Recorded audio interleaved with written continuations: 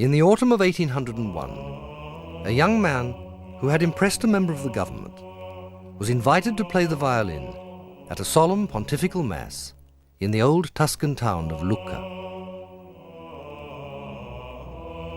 The story is told in the state archives by Abbe Jacopo Cellini, a member of the cathedral orchestra. It fell to a young Genoese Jacobin, known as a patriot, and more especially as a violinist, to play at the Mass.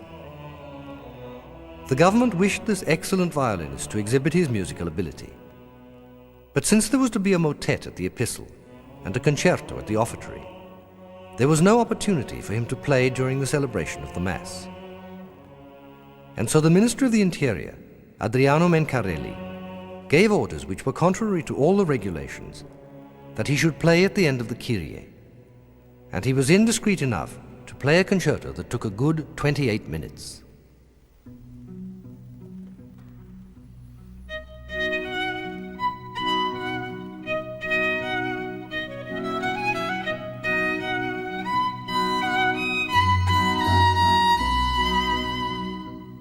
This professor certainly manifested an unusual and unprecedented virtuosity.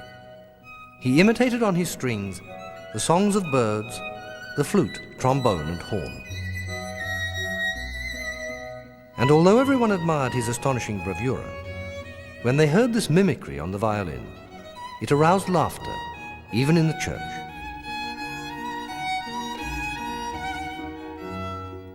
He was undoubtedly a professor of considerable ability, but he lacked judgment and self-criticism.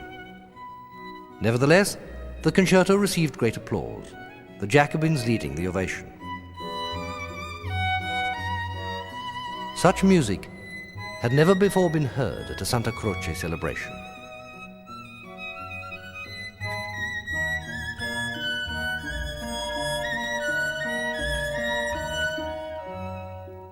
The story foreshadowed much that was to come in the next 39 years.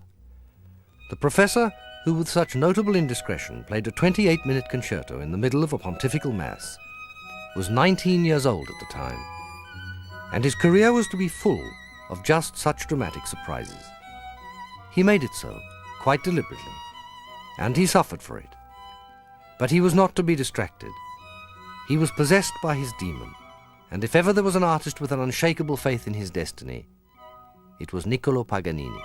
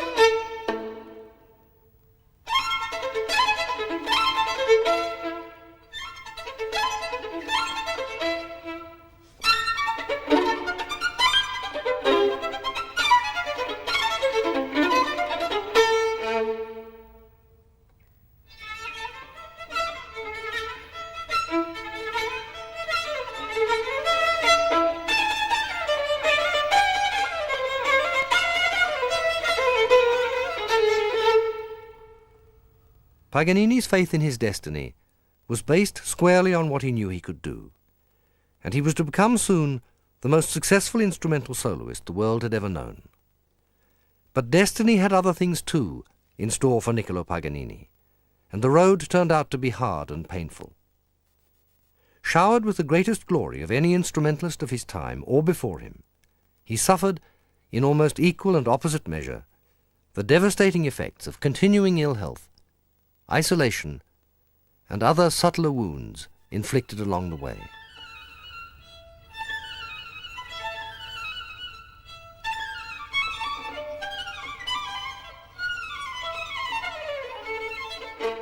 Among his miseries, Paganini was to witness his pursuit of glory and of money, robbing him slowly of almost everything else. As a performer, he went at first from strength to strength, as none had ever done before. But the composer lost valuable time, and the man watched his dreams of a happy life waste away and turn to ashes in his hands.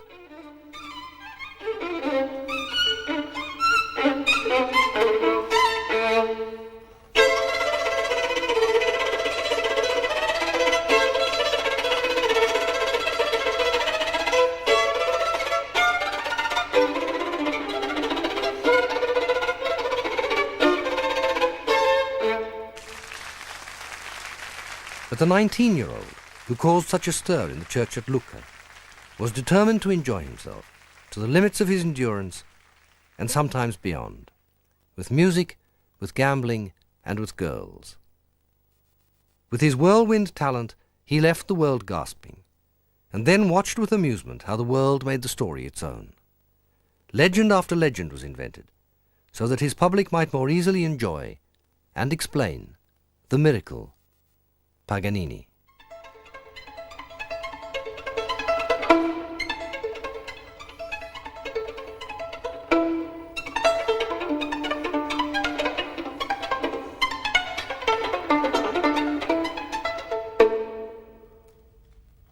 Paganini saw it all, used the legends, and fed them in every way that he could.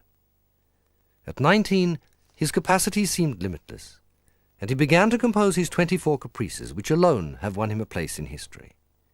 But it was the performer, not the composer, who set out to conquer the world, and he was to succeed beyond anything that he or anyone else could ever have dreamed possible.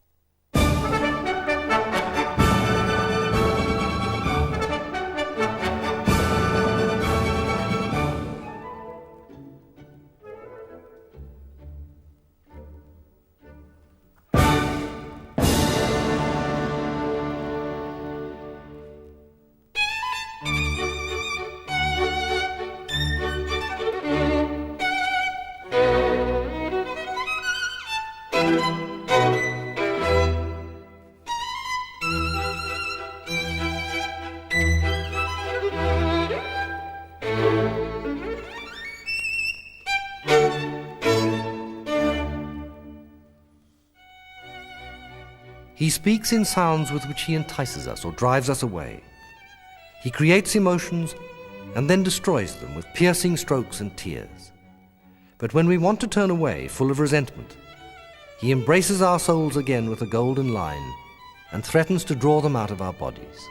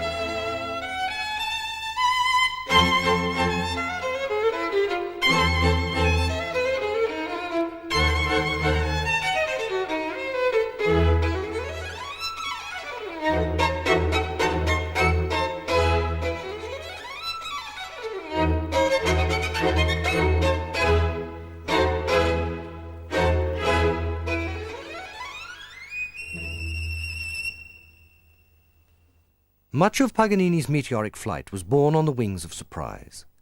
Surprise and fruitful contrast. This came in part from extraordinary contradictions within his own character, which the world was never to understand, and which led in turn to dramatic contradictions in how he was seen by others. Paganini learnt early to exploit this, to the delight or confusion, and sometimes the downright disgust of his public. It was music such as the ear can never hear, music such as the heart alone can dream of.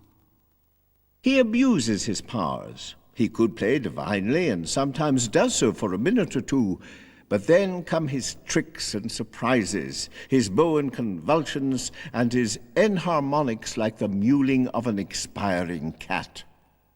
With each new achievement, the conviction deepens that he is the greatest instrumentalist the world of music has ever known. I can find no base for this column of flame and cloud. I can only say that I heard some meteoric sounds which I have not yet succeeded in interpreting.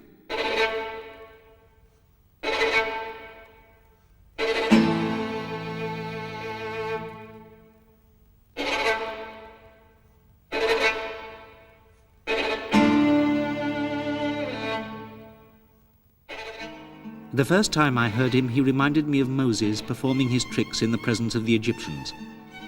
I found it irritating. The thing in him that captures and retains the attention to such a high degree is, perhaps, a certain mixture of the fantastic, a weird imagination, and a longing for liberty. He is not so much a lunatic as a poseur. His playing is like a musical hors d'oeuvre, a kind of prairie oyster which one swallows down with the aid of pepper and vinegar. Criticism served only to strengthen Paganini's resolve, and again he successfully transformed hostility into wild enthusiasm. So much so that in time this trick became an end in itself. From a very early age, he knew that he could surprise and hold his audience, and so with his violin he set out quite deliberately to dazzle the world. But he kept a more private affection for the guitar, and when the guitar appeared, the music was almost always sunnier, gentler, and more intimately revealing. Predictably, this gave rise to the tale that he used the guitar for his sexual conquests, of which there were many.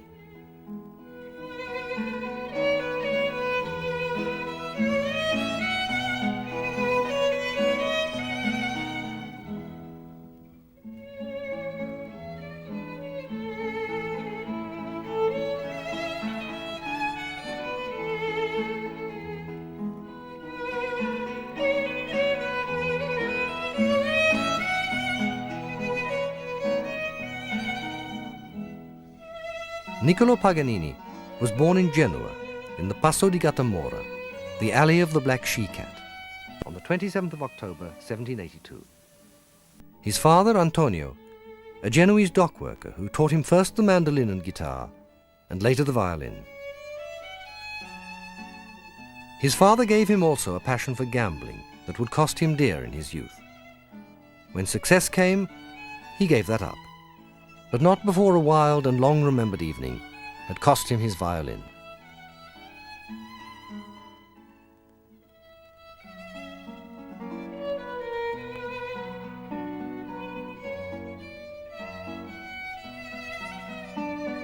But his father taught him also the Genoese skill with money, and saw very soon the commercial potential in his child. He put his son to work good and hard, so hard that it took its toll on Niccolò's health, and seemingly for the rest of his days. Paganini said later that it would be difficult to imagine a stricter father. The relationship became complicated. If the boy failed to practice for long hours, he was beaten and given no food.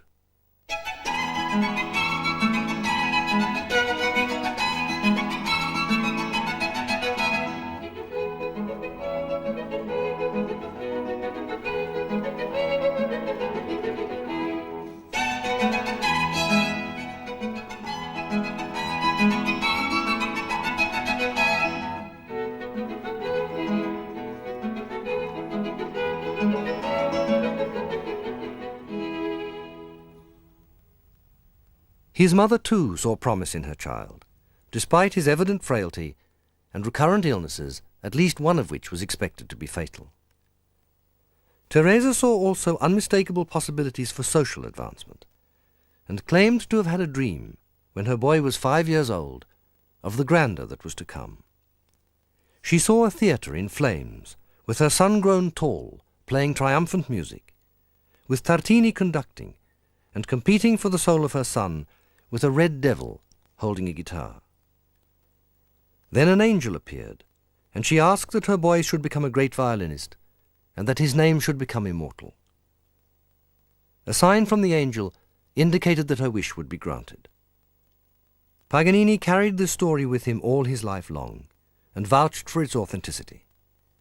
When his mother died, he said that he lamented that he was not there to close her eyes. But he was not there. Her son Niccolò was, as nearly always, far away, in the service of his demon and the successful pursuit of glory.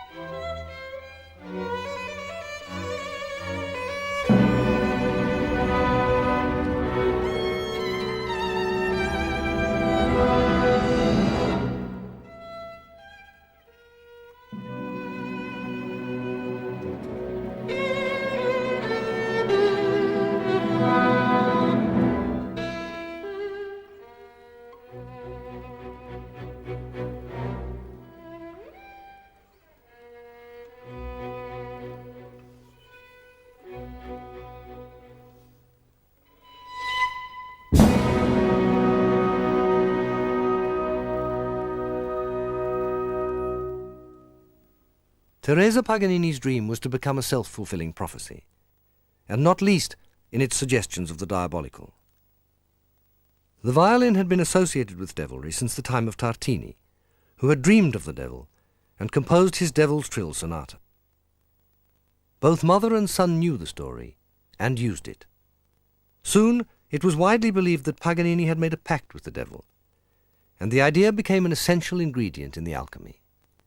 It worked in the minds of both his admirers and his detractors, and at every level, from those who had never been to a concert in their lives to the most successful composers, performers, and poets of his time. The excitement that he caused was so unusual, the magic that he practiced upon the fantasy of his hearers so powerful that they could not satisfy themselves with a natural explanation. Old tales of witches and ghosts came into their minds.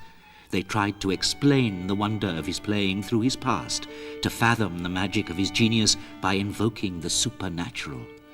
They even suggested that he had dedicated his soul to the devil. To describe him, one needs poetry or fairy tales. There is in his appearance something so demonic that one looks for a glimpse of a cloven hoof or an angel's wing. He wore a frock coat of dark grey which reached to his heels and gave him an appearance of great height. His long dark hair fell to his shoulders in twisted locks and formed a black frame for his pale, cadaverous face, on which sorrow, genius, and hell had left their ineffaceable stigmata. Easter Sunday, in the evening I heard Paganini. What ecstasy! In his hands the driest exercises flame up like Pythian pronouncements. In Paganini's Adagio, I heard the singing of angels. We will not see this fellow's like again. What a man! What a violin! What an artist! What suffering, what anguish, what torment those 4 strings can express.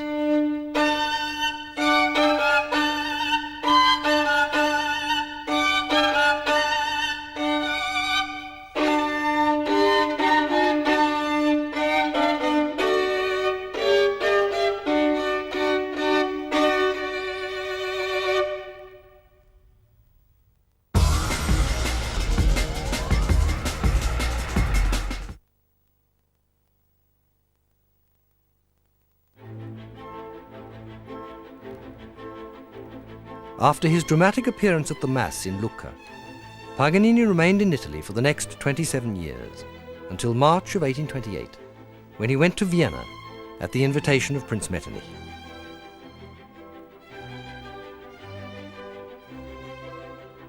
He enjoyed a success that had never been equaled by any instrumental soloist, and set out on a grand European tour.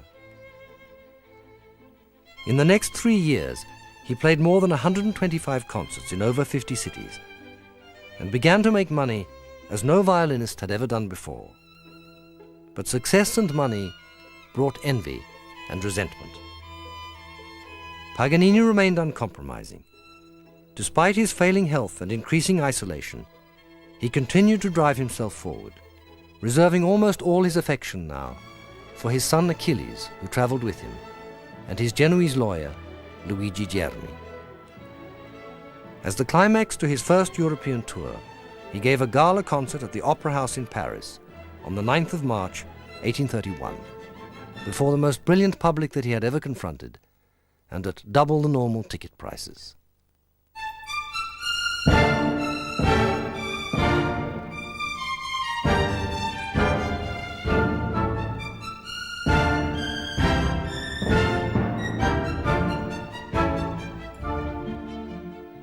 It was a divine, a diabolic enthusiasm. I never saw or heard anything to equal it in all my life. The people have all gone crazy. But you should have seen how awkward he was. He swayed back and forth like a drunken man. His own feet got in the way. He kicked out with them, threw his arms in the air, stretched them out towards the wings, and supplicated heaven, earth, and all mankind for help in his great need. He is the most magnificent lout that nature ever invented. Sell all you possess, pawn everything but go to hear him. This is the most astounding, the most surprising, the most wonderful, the most miraculous, the most triumphant, the most bewildering, the most incredible, the most extraordinary, and the most unexpected thing that ever happened. In a dream, Tartini saw a devil playing a diabolic sonata. That devil was surely Paganini.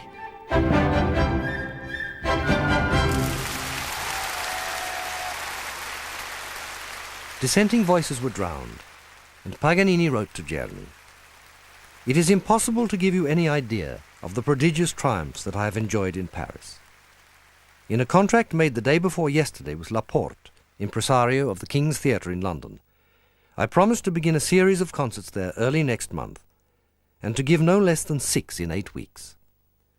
It is astonishing to see the success of all these Paris concerts, following so closely one upon the other. If only I had come a year ago, I could have made $1 million. From 11 concerts in 6 weeks, Paganini made 158,000 francs. Such a thing had never been done before.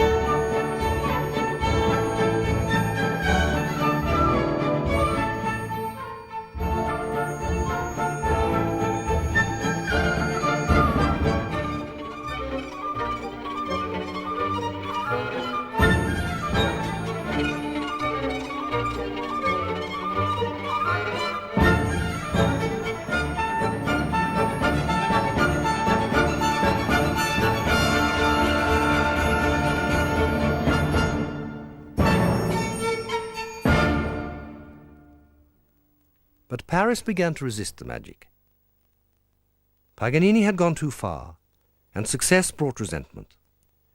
Reports of personal meanness began to spread, and instead of ignoring them as he had done in the past, Paganini became increasingly intransigent. The pace of his life, his ill health, the effects of the medicines, and the burden of his growing importance all contributed to make him nervous and unpredictable. On the 28th of April 1831, he left Paris for London. He was said to be looking weaker than ever. Fears were expressed that if he survived the crossing, the English fog would probably put an end to him. After his triumphs in Paris, Paganini was ill prepared for the contrast of London. The city was in political and economic turmoil. He was disturbed by the noise, the weather, and the English, whom he found as foreign to him as he was to them. The state of the country is still dreadful. A feverish activity about the future universally prevails, for no man can foresee what course events will take. Paganini, unsettled and unwell, made a series of errors from which his reputation with the English would never recover. But it did not matter to him.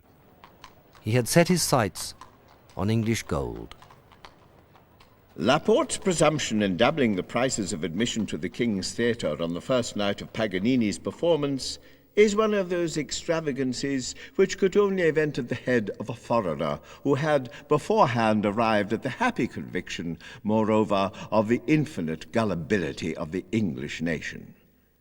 We have had instances enough before in this country of extravagant pretension, yet none of them ever ventured on such an outrageous proceeding as this. The common sense of the majority of the frequenters of the King's Theatre will, we are persuaded, furnish the best remedy for such extortion by causing them to absent themselves till Laporte and his foreign idol are brought to their senses. The protests grew to alarming proportions. Paganini cancelled the concert, saying that he was too ill to play, and wrote to the Times. Accustomed in all the nations of the continent to double the ordinary prices of the theatres where I have given my concerts, and little instructed in the customs of this capital in which I present myself for the first time, I did believe that I could do the same.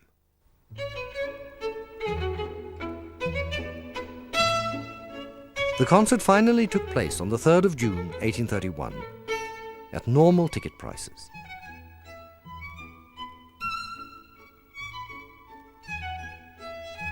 The maestro resolved to ignore the controversy and extract as much as he could from a nation that he felt had exploited his beloved Italy.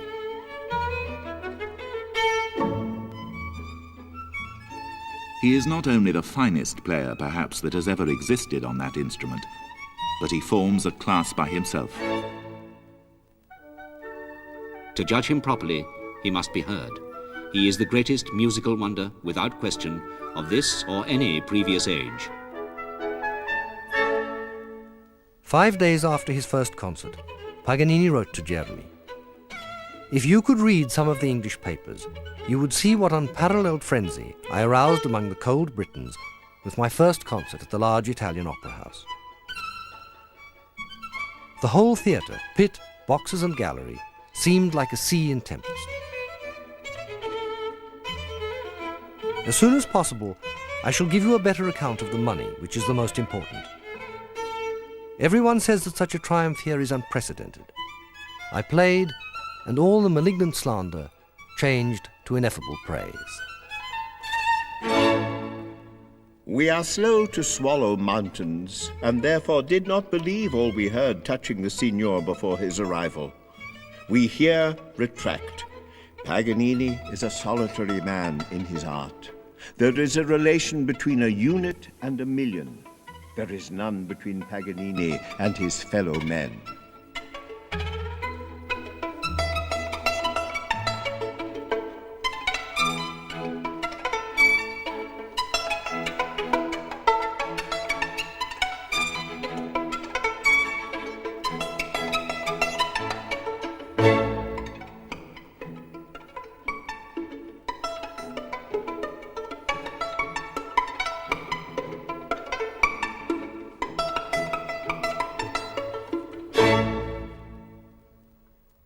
Paganini's music had won the day as usual, but not all the slander changed to praise, and the English press continued to characterize him as a grotesque and unsympathetic figure, despite the enthusiasm of the critics.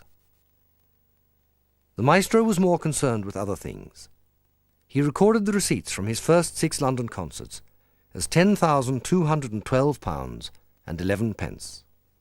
He gave 151 concerts in 12 months, and what he earned in that year would have bought him nearly 5 times his own weight in pure gold. An unimaginable sum, and once again, something that had never been done before. Paganini was celebrating the apex of his career.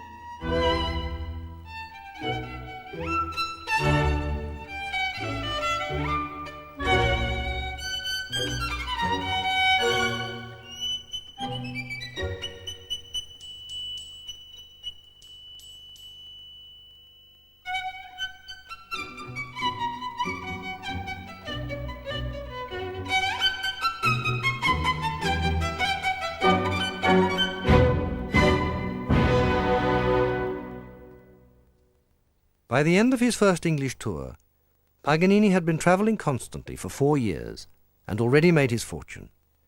But he was tired and ill and beginning to dream of returning to Italy with his son. He wrote to Germi, "I am not feeling well. The electricity which I experience in producing my magical music does me infinite harm. but being home again and near you for a time will prolong my life. To be honest, I regret that there is a general opinion among all classes that I'm in collusion with the devil, and the papers make too much of my outward appearance, which arouses incredible curiosity. I'm tired and loathe travelling. Achilles is my consolation. When I have a severe coughing spell, the dear boy gets up, helps me, and comforts me with unspeakable affection. May heaven preserve him, and you as well. On his return to Paris in November of 1833, Paganini collapsed with a hemorrhage of the lung and wrote immediately to Jeremy. I am so ill that I do not know if I will recover. My lungs are affected. I have had a hemorrhage and do not know what to tell you. I should be happy if you could come to Paris.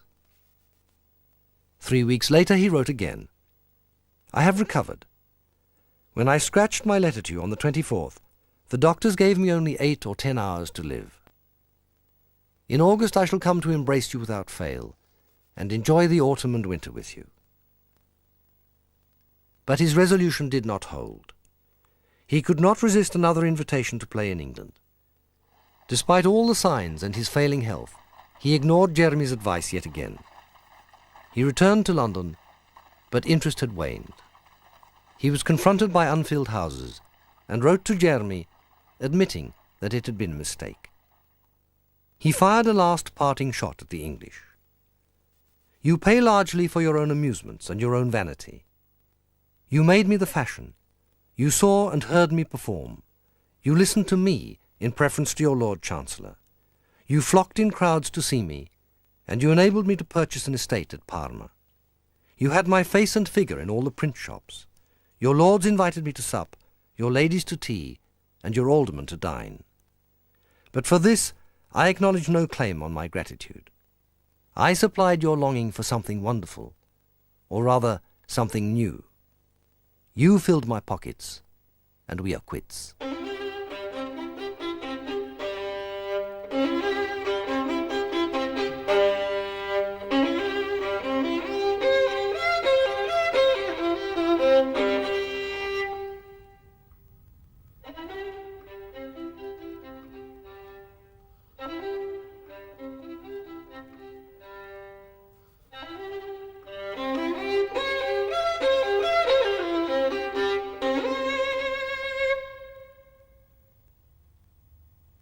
Again, and even more unwisely, Paganini postponed his return to Italy with the idea of marrying Charlotte Watson, the daughter of his London manager. He bought her an extravagant array of jewels in Bond Street, and they planned to meet in Calais. But her father got wind of it and arrived there first.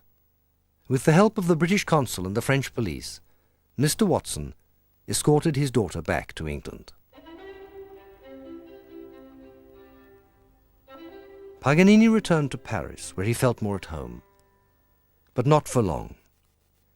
News of the Watson affair had preceded him, and fed the growing resentment at his avarice and envy at his success. What he encountered now was worse than anything that he had endured in England. His happy relationship with his public had disappeared almost entirely, and even the critics joined in the game. Their leader, Jules Janin, published a taunt in the Journal of Debates. How does it happen that Paganini has now been in Paris all of a week incognito, and no one has yet asked him to play the prayer from Moses for the 20th time? I know an admirable, even an infallible way for him to regain universal admiration and respect. He need only take his violin any evening this week and go to any theatre he pleases and play there anything he likes for the benefit of the unfortunate workmen of Saint-Étienne. If he does this, he will be the most famous musician in the world. Paganini, who was ill and felt that he had suffered enough at the hands of the press, replied immediately. The extraordinary method adopted by your witty feuilletonist to induce me to give a concert for the benefit of the poor compels me to reply to this attack. For more than 3 months, I have given no concert in France. My debilitated health requires the greatest rest, and I am about to return to Genoa, my native place, where I shall remain all the time requisite for my re-establishment. I have given 2 concerts in Paris for the benefit of the poor. Who has the right of doubting that I should have pleasure in giving a 3rd? I trust that you will give place to these lines in your estimable journal.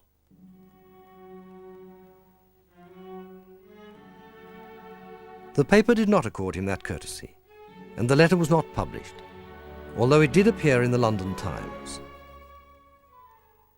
Paganini, realizing that his tormentor would deny him a public hearing, and in any case always have the last word, retreated in silence to Genoa. He was tired and sick at heart. He arrived in Genoa early in October 1834. His grand tour beyond the Alps had lasted a little over 6.5 years. He had returned to Italy the most applauded soloist of his time, and by an astonishing margin the most wealthy. At his first concert in Genoa, the city of his birth, he was greeted with a wave of public affection that overwhelmed him. It should have been his moment of greatest triumph, but in fact, it marked the beginning of the end. He was confronted with the dual nightmare of waning powers and intractable, painful illness. He said, "I came back home to see my friends and regain my health, then once more to face the world. I'm going to, and must, get well." But fate decreed otherwise. He was haunted by a sense of futility that was something new to him. Then, to the surprise of all who knew him, he showed that his irrepressible optimism was still capable of being fired. He was invited by Napoleon's widow, the Archduchess Marie-Louise, to reform the court orchestra at Parma, and he saw the fulfillment of a lifelong dream, the creation of the finest orchestra in Italy, and under royal patronage. Marie-Louise knighted him and promised that his every proposal would be adopted. Paganini plunged into the task with a commitment and vigor that astonished everyone involved. But he took the Archduchess too literally at her word, behaved high-handedly, and provoked disputes with her courtiers. His dreams of a new era were quickly crushed in a web of intrigue, and as he had done before, he slipped away to preserve his dignity.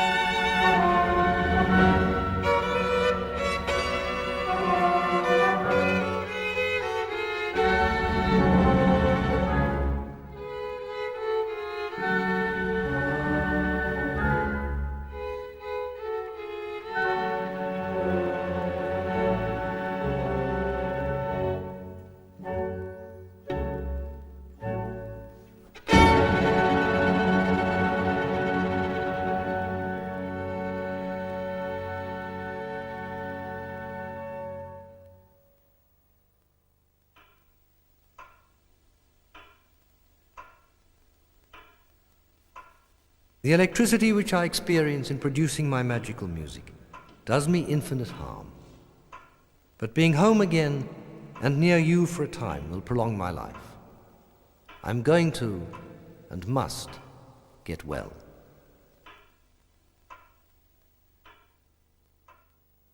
Paganini knew that his time was running out, but he still had one more grand surprise for the world. Berlioz had suffered a crippling failure with his opera Benvenuto Cellini. In the words of Jules Janin, one need only to look at Berlioz to recognize his fearful dejection. This is no longer the intrepid Titan, but a defeated man. Paganini then attended a performance of Harold in Italy on the 16th of December 1838, and what happened was to touch all who witnessed it, confound his adversaries, and even convert some of his fiercest critics. The concert was just over. I was in a profuse perspiration and trembling with exhaustion, when Paganini, followed by his son Achilles, came up to me at the orchestra door, gesticulating violently. No one could even guess at what he was saying. He made a sign to the child, who got up on a chair, put his ear close to his father's mouth, and listened intently. Achilles then got down, and turning to me said, "My father wants me to tell you, sir, that he has never in his life been so impressed at a concert, that your music has greatly affected him, and that if he did not restrain himself, he should go down on his knees to thank you." I made a movement of incredulous embarrassment at these strange words, but Paganini took my arm and rattled out, "Yes, yes," with what little voice he had left, dragged me onto the stage, knelt down, and kissed my hand. I cannot describe my astonishment. 2 days later, Paganini wrote to Berlioz with a promissory note for the extraordinary sum of 20,000 francs. I hurried to the Neoterme, where Paganini was then living. I was told that he was alone in the billiard room. I went in, and we embraced without a word. After some minutes, as I was stammering out I know not what in the way of thanks, Paganini, whom I was able to understand in the empty room, cut me short with these words: "Do not speak of it. Not another word. You will never know how your music has affected me." Nothing was more cruel, more unjust, more pitiless. I confess it to my shame, than my anger. I was wrong in form, and I was wrong in substance. But public opinion was with me, and everybody repudiates an avaricious artist. Today, I admit that the artist was in the right. He considered it a shame to give away for nothing the almost divine fruits of an art that had cost him so much, a talent that he felt, without openly admitting it, was ebbing away little by little with his life. He tried in vain to answer me. He only succeeded in making me more angry than ever, and increased the plaudits of the gallery. And so he relapsed into silence. But he awaited the day of his revenge, and when at last that day came, he showed us how a great artist avenges himself. He avenged himself in the manner of a king of the house of Valois.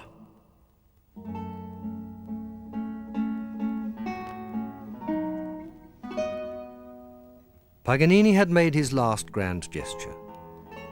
He continued to cherish the waning hope of recovery, but died in Nice, suffering pitifully from multiple illnesses, less than a year and a half later, on the 27th of May, 1840.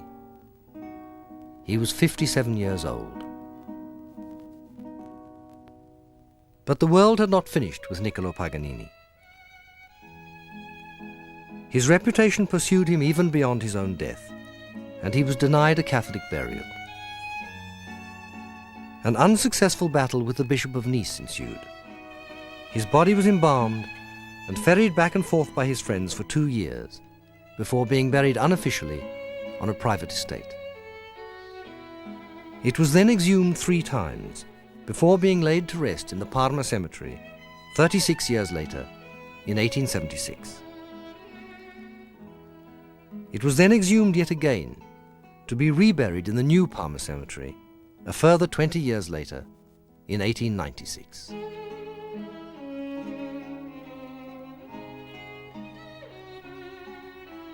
What did he achieve in his 57 restless years? He cherished his gift and polished it with intelligence, enthusiasm, and tireless hard work. He composed a great range of original and memorable music. He changed violin playing decisively, and he created the age of the romantic virtuoso. He fulfilled his mother's dream and wrote his own page in the history of Western music. But parental fanaticism and a suspicious nature made him greedy for success, for gold, and for women. And so everything became a battle. He brought the gift of music to hundreds of thousands of people. But he was cavalier and showed little respect for those who so responded to his miraculous gift and conferred on him such enormous privilege. To make matters worse, he made himself extremely rich. And so the world became envious, and his attitude exacerbated the envy. Paganini professed indifference and went on to create one of the most enduring legends in all of music. But he used his legend, and the world has not forgotten that. And yet, through all of it, he served his demon with commitment and dedication, despite appalling suffering. And in so doing, he changed the world.